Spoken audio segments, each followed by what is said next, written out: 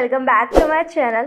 सो genius, जो हमारा chapter चल रहा था वो था आपका NBFC यानी नॉन बैंकिंग फाइनेंशियल कंपनीज, जिसमें कि हम क्वेश्चन नंबर 2 पर आज आ गए हैं और आज हम करेंगे क्वेश्चन नंबर 2। फिर नेक्स्ट हमारी वीडियो से स्टार्ट होंगे NBFC के RTP यानी रिवीजन टेस्ट पेपर। ठीक है, तो हमारी बहुत अच्छी से ग्रिप बन जाएगी NBFC पर। तो चलो पहले क्वेश्चन नंबर 2 करते हैं, फिर अगले वीडियो से क्या स्टार्ट करेंगे, रिवीजन टेस्ट पेपर RTP की। क्वेश्चन नंबर 2 पढ़ते हैं। Peoples financial limited is an NBFC, एक NBFC है जो कि प्रोवाइड क्या करती है, प्रोवाइडिंग हायर परचेज सॉल्यूशंस, यानी अपने कंज्यूमर्स को ये क्या प्रोवाइड करती है, हायर परचेज की सर्विसेज प्रोवाइड करती है for acquiring consumer durables. Consumer को कौन सी सर्विस प्रोवाइड करती है, हायर परचेज। क्यों प्रोवाइड करती है, ताकि वो एक्वायर कर सकें कंज्यूमर ड्यूरेबल्स। ड्यूरेबल मतलब आपको पता है, ड्यूरेबल गुड्स। ड्यूरेबल गुड्स वो होते हैं जिनकी ड्यूरेशन होती है वो बहुत ज़्यादा होती है। ठीक है, अपने घर में अभी अभी आप अपने घर में जब बैठे हो अगर, या जहाँ भी आप बैठे हो, तो वहाँ आसपास देखना जो भी आपके पास है, जो भी गुड्स है उसकी ड्यूरेशन कितनी है। ठीक, जैसे कि ये मार्कर है, ख़त्म हो जाएगा, इसकी कुछ ड्यूरेशन नहीं है, तो क्या मैं इसके लिए हायर परचेज लूँगी? नहीं। तो इसी तरीके से क्या है, इसकी ड्यूरेशन नहीं है, लेकिन हायर परचेज किसके लिए प्रोवाइड होती है, जो कि ड्यूरेबल गुड्स होते हैं, जिनकी ड्यूरेशन ज़्यादा होती है। तो ये हमारा मैटर नहीं है, हमारा मैटर कुछ और है। तो हम आगे पढ़ते हैं। The following information is extracted from इस books from for the year ended 31 March 2017। ये जो NBFC है इसकी कुछ इन्फॉर्मेशन जो है वो हमें दे रखी है। क्या क्या दे रखी है, एसेट्स दे रखे हैं। देखो ड्यूरेबल, देखो कौन कौन से गुड्स होते हैं आपके। टेलीविज़न, आपने अभी अपने जब घर में या जहाँ भी आप बैठे थे आपने देखा होगा पास में ही एक टीवी रखी है। टीवी बहुत सालों तक चलती है, तो हम उसको क्या बोलते हैं, ड्यूरेबल गुड्स। वॉशिंग मशीन काफ़ी साल चलती है। रेफ्रिजरेटर और आपके पास में एयर कंडीशनर, मतलब जो भी मैं अभी आसपास देख रही थी और आप भी अपने घर के आसपास देख रहे होंगे, रूम में देख रहे होंगे, तो यही सारी चीज़ आपको दिखी होंगी, है ना। यही सारे होते हैं ड्यूरेबल गुड्स। इनके लिए हमारे पास पैसे नहीं होते हैं इतनी जल्दी, मतलब एक साथ हम पूरा पे करें, तो हम क्या कर सकते हैं, हायर परचेज पर इन्हें ले सकते हैं और धीरे धीरे हम इनके पैसे चुका देंगे। उसके बाद इनका interest overdue but recognise in P&L account. Interest due हो गई है but recognise in P&L, recognise हो चुकी है P&L अकाउंट में, या ये बोल रहे हैं पीरियड ओवर ड्यू, ये रहा।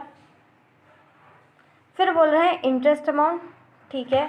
उसके बाद नेट बुक वैल्यू, अरे वाह, नेट बुक वैल्यू वैसे मैंने आपको निकालना सिखाया था, बट यहाँ पर नेट बुक वैल्यू उन्होंने सीधे हमें थाली में परोस के दी है, तो हमें ज़रूरत नहीं है इसे निकालने की। अभी बोल रहे हैं you are required to calculate the amount of provision, you are required to calculate the amount of provision, हमें प्रोविज़न का अमाउंट निकालना है। अब मुझे यहाँ पर एक बात समझ में नहीं आ रही कि जब हमने कंप्लीट रिवीजन किया था तब मैंने आपको हायर परचेज जब पढ़ाया था, कंसेप्ट कंप्लीट रिवीजन के पार्ट 2 में मैंने जब आपको हायर परचेज पढ़ाया था, हायर परचेज मतलब provision norms on hire purchase. Hire purchase तो आपका ग्रुप 1 में, ठीक है। मैंने आपको पढ़ाया था provisions norms on hire purchase. ये टॉपिक जब मैंने आपको पढ़ाया था तब मैंने आपको बोला था कि वहाँ पर 2 तरीके के प्रोविज़न होते हैं, एक होता है आपका बेसिक प्रोविज़न और दूसरा होता है आपका एडिशनल प्रोविज़न। अब मुझे ये समझ नहीं आ रहा कि मैं यहाँ पर बेसिक प्रोविज़न बनाऊँ या फिर एडिशनल प्रोविज़न।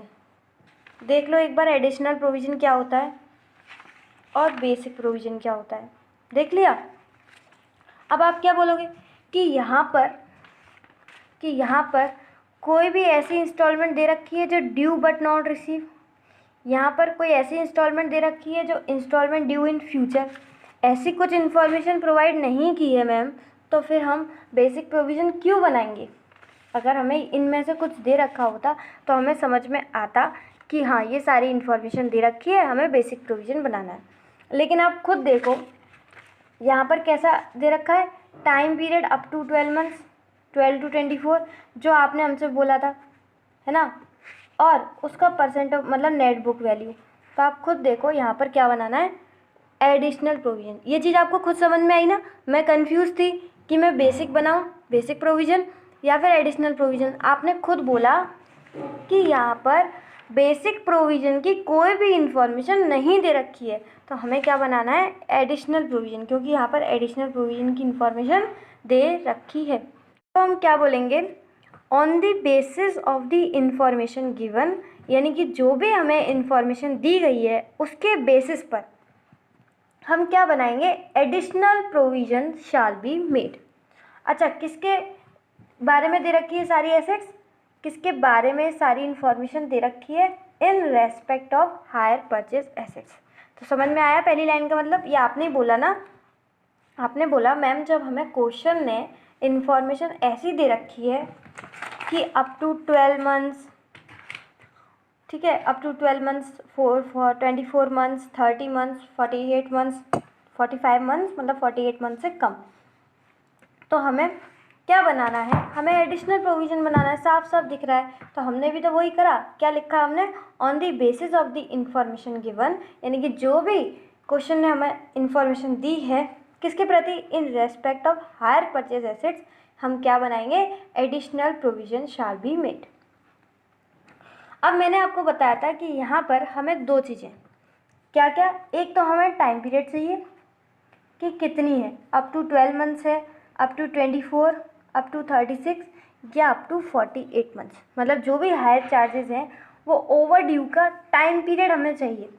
एक बार हमें टाइम पीरियड मिल गया तो हमें परसेंट ऑफ प्रोविज़न तो याद है, time period, percent of provision तो याद है, और नेट बुक वैल्यू हमें गिवन है। अगर नहीं गिवन होती तो हमें कैलकुलेट करनी पड़ती। तो परसेंट ऑफ प्रोविज़न याद है, नेट बुक वैल्यू आपको दे रखी है, तो आपका इंटू करके आपका आंसर आ जाएगा अमाउंट ऑफ प्रोविज़न, और हमारा क्वेश्चन हो जाएगा। ठीक है ना, सिंपल। अब एक आपको मैं टाइमलाइन बता के दिखा देती हूँ ताकि आपको थोड़ा सा रिकैप हो जाए कि हमने एडिशनल प्रोविज़न में क्या पढ़ा था, कि हमने एडिशनल प्रोविज़न में क्या पढ़ा था। तो देखो, दिख रहा है,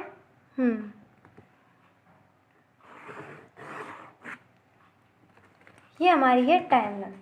मैंने उसमें क्या बताया था, सबसे पहले जो टाइम पीरियड है, टाइम पीरियड आपको 12 मंथ्स में क्या करना है, बांटना है। तो 12 मंथ्स, ये आपके नेक्स्ट 12 मंथ्स, मतलब कितने हो गए, 24 मंथ्स।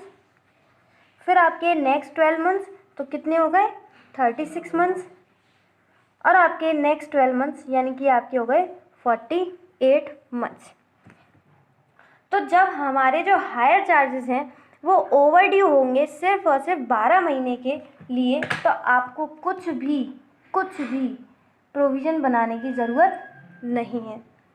फिर आपके 12 महीने कंप्लीट हो गए और up to 12 months, more than 12 months, मतलब 12 मंथ्स तो हो गए और उससे ज़्यादा, और अप टू 24 मंथ, तो थोड़ा थोड़ा डर लगना शुरू हो जाता है, तो हम उस पर क्या बना देंगे, 10% प्रोविज़न। फिर 24 महीने हो गए और आ गए आपके 36 महीने, तो आपको कितना बनाना है, 40%। फिर 36 से 48 होगा आपका 70%। और जब आपके 48 मंथ से ज़्यादा होगा, यानी कि ये आपका क्या है, 48 मंथ से ज़्यादा, तो आपको कितना बनाना है, यहाँ पर आपको बनाना है 100% ऑफ प्रोविज़न। क्योंकि अब हमें समझ में नहीं आ रहा है कि क्या हमारे पैसे आ भी पाएंगे या नहीं, क्योंकि 48 महीने हो गए यार, अभी तक पैसा नहीं आया, तो हम कितना बना देंगे, पूरा का पूरा हम प्रोविज़न बना देंगे। किसका, नेट बुक वैल्यू का। ये सारे परसेंट आपको किस पे लगाने हैं, नेट बुक वैल्यू पे, और नेट बुक वैल्यू तो हमें दे रखी है। हाँ, तो मैंने आपको ये बताया था परसेंट ऑफ प्रोविज़न याद कैसे करना है। हर प्रोविज़न के बीच में कितने कितने परसेंट के डिफरेंस है आपका, 30% का। देख लो, ये सब मैंने आपको उसमें बता रखा है, बस यहाँ पर थोड़ा सा रिकैप करा रही हूँ। तो बताओ, अप टू 12 मंथ है तो कितना प्रोविज़न बनेगा, ma'am nil. Very good. Up to 12 months है तो कितना बनेगा, निल। फिर 12 मंथ से ज़्यादा है और 24 तक, देखो 12 मंथ से ज़्यादा है और 24 मंथ, यानी कि कौन सा बनेगा आपका 10%। फिर आपका हायर चार्जेस 24 मंथ से ज़्यादा but up to 36 month, 24 month से ज़्यादा बट अप टू 36 मंथ कितना बनेगा 40%। फिर आपका 36 मंथ से ज़्यादा और 48 मंथ तक, तो 36 मंथ से ज़्यादा और 48 मंथ्स तक कितना बनेगा 70%। और अगर एक और यहाँ पर लाइन होती फॉर मोर देन 48 मंथ्स तो आपका बनता 100%, पर वो पॉइंट हमें नहीं दे रखा तो हम उसे कंसीडर नहीं करेंगे। ठीक, अब हम क्वेश्चन पर आते हैं।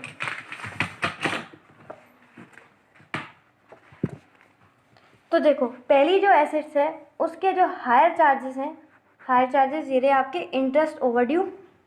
जो हायर चार्जेस हैं वो कितने पीरियड ओवरड्यू हैं आपके अप टू 12 मंथ्स। तो यानी इस पर हम कितना बनाना है, इस पर हमें बिल्कुल भी नहीं बनाना है, तो हमें यहाँ पर है नील। तो पहले का अमाउंट ऑफ प्रोविजन भी कितना आएगा आपका नील। फिर जो सेकंड एसेट है उसका जो इंटरेस्ट ओवरड्यू है, यानी कि उसके जो हायर चार्जेस ओवरड्यू है वो कितने हैं 24 मंथ्स तक, 24 मंथ्स तक। तो इस पर कितना बनेगा 10%। 10% किस पे बनेगा आपका नेट बुक वैल्यू NBV पर। नेट बुक वैल्यू इसकी देखना कितनी है 2410 करोड़। तो 10% हम किस पे लगा देंगे 2410। देखो कितना आता है आपका 241 करोड़। और हमने पहले यहाँ पर क्या लिख दिया है amount of provision in crore, तो हमें हर जगह करोड़ लिखने की ज़रूरत नहीं है। फिर नेक्स्ट आता है आपका रेफ्रिजरेटर। ये एसेट जो है इसकी जो इंटरेस्ट ओवरड्यू है वो 30 मंथ्स तक ओवरड्यू है, 30 मंथ्स तक। तो देखो किस में फॉल करेगी ये 30 मंथ्स 24 से तो ज़्यादा होते हैं, 30 मंथ्स 24 से तो ज़्यादा होते हैं और 36 से कम होते हैं, यानी कि यहाँ फॉल करेगी। तो यहाँ पर कितनी परसेंट है आपकी 40%। तो 40% किसका आपका नेट बुक वैल्यू का। इसकी नेट बुक वैल्यू हमें कितनी दे रखी है 1280 करोड़। तो 40% हम किसका निकाल लेंगे 1280। फटाफट से कैलसी निकालो 1280 का 40%, ये आपका आ गया 512। तो अमाउंट ऑफ प्रोविजन आपका 512 करोड़। फिर नेक्स्ट हमें दे रखी है एयर कंडीशनर। एयर कंडीशनर का जो हायर चार्जेस ओवरड्यू है वो कितने हैं फॉर 45 मंथ्स। अब ये कहाँ पर फॉल होगी देखो 45 मंथ्स जो हैं वो आपके 36 के बाद आते हैं और 48 से पहले, यानी कि ये आपकी यहाँ फॉल करेगी। तो यानी कि कितना परसेंट बोलो 70%। 70% किसकी आपकी NBV की, यानी कि नेट बुक वैल्यू। और नेट बुक वैल्यू आपको कितना दे रखा है बोलो 647 करोड़। 647 का आपको 70% करना है। तो देखो कैलसी निकालो 647 का आपको 70% करना है, तो ये आपका आ जाएगा 452.9। अब 452.9 आ गया, उससे पहले क्या था 512, उससे पहले क्या था 241 और उससे पहले ज़ीरो कैलकुलेट करोगे तो उतना ही आ जाएगा। तो ये आपका आ जाएगा total provision, total amount of provision कितना आएगा 1205.9 CR, 1205.9 CR। तो इस CR लिखने की ज़रूरत नहीं है, ऑलरेडी हम अमाउंट इन करोड़ लिख रखे हैं। तो आपको फॉर्मेट समझ में आया। हमें दो ही चीज़ें चाहिए होती हैं, एक तो हायर चार्जेस ओवरड्यू, क्या हमें पीरियड पता होना चाहिए, तो जो कि हमें दे रखा था क्वेश्चन में। परसेंट ऑफ प्रोविज़न हमें खुद लगाना है, किसको देख के लगाएंगे हम, इसको पीरियड को। अगर अप टू 12 मंथ्स है तो बिल्कुल नहीं लगाना है, 12 से 24 है तो 10%, फिर आगे बढ़ा 12 महीना 12 से 36, 24 से 36 तो आपको 40%, फिर 12 महीने फिर आगे बढ़े 36 से 48 मंथ्स तो आपको बनाना है 70%, फिर आपको 12 महीने और बढ़ने मतलब फिर 48 मंथ्स के बाद जो भी टाइम पीरियड होगा आपको जो भी दे रखा है उसमें 100% लगा देना। पर यहाँ पे कोई ऐसा चीज़ दे नहीं रखी थी तो हमने उसका कंसिडर किया ही नहीं, जब है ही नहीं तो करे क्या, है ना। अब यहाँ पर क्या लिखना है, यहाँ पर सेम चीज़, where higher charges are overdue. हल्के लिख लो मेरे साथ भूल ना जाए, where same to same line, where higher charges are overdue up to 12 months. Second में लिखना वेयर हायर चार्जेस, पहली लाइन सेम है, are overdue for more than 12 months, 12 month से ज़्यादा, बट अप टू 24 मंथ्स। इसमें भी आपको same लिखना है, वेयर